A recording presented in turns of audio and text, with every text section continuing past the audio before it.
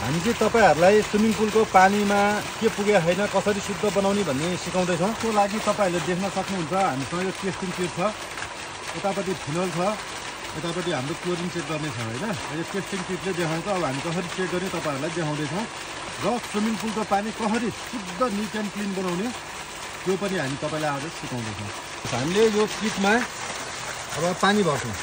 यसलाई चाहिँ दुईटा औंलाले छोप्नुपर्छ र जति सक्दो तल सकिन्छ भने पानी लेभलबाट 2 फिट तलबाट चाहिँ पानी भर्छ। पानी यसरी निकालिन्छ, तपाईहरुले देख्न सक्नुभयो। किटमा यो रातो देखाएको फिनोल हाल्दै छौं। 5 थोपा हाल्नुपर्छ नाचेर है, 5 थोपा, धेरै हाल्दैन, जम्मा 5 थोपा हालिसकेको छौं। अब यो किटमा हामी क्लोरिन लेभल चेक गर्नलाई यता अर्को केमिकल हाल्दैछौँ, 5 थोपा यो पनि।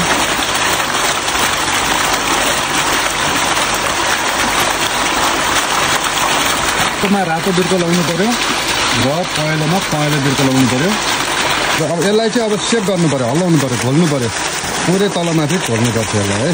पानी हामीले तपाईहरुलाई देखाएको थियो, अब यहाँ देख्न सक्नुहुन्छ।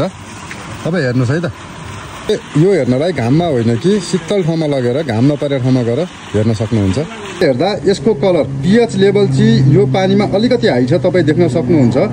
जुन केमिकलले रियाक्सन गरेर 7.8 मा चाहिँ कलर म्याच गरेको छ भनेको पीएच लेभल अलिकति बढी छ। यता क्लोरिन र क्लोरिनको लेभल हेर्नुभयो भने हाम्रो आइडियल 2.2 देखि 3.4 हो। यो क्लोरिनको मात्रा पुगेको छैन, अलिकति मात्र कलर आछ। त्यो भएको भएर अब हामीले चाहिँ क्लोरिन चाहिँ थप्नुपर्छ। हामीले क्लोरिन लिक्विड चाहिँ प्रयोग गर्नुपर्छ। गेडा प्रयोग गर्यो भने डिस्कलर हुनसक्छ फाइबर ग्लास पुलमा, र अर्को टाइलवाला पुलमा पनि लिक्विडै प्रयोग गर्नु होला। 30% क्लोरिनको मात्रा भएको क्लोरिनको झोल चाहिँ हामी प्रयोग गर्छौँ। अब त्यो क्लोरिनको मात्रा तपाईँले कसरी प्रयोग गर्नु पर्यो भन्दाखेरि 30% मा अब यतिको लेभल देखाएको छ। अब क्लोरिन बढाउनलाई हामीले यहाँ 1 लिटर जति क्लोरिन चाहिँ हामी थप्छौँ।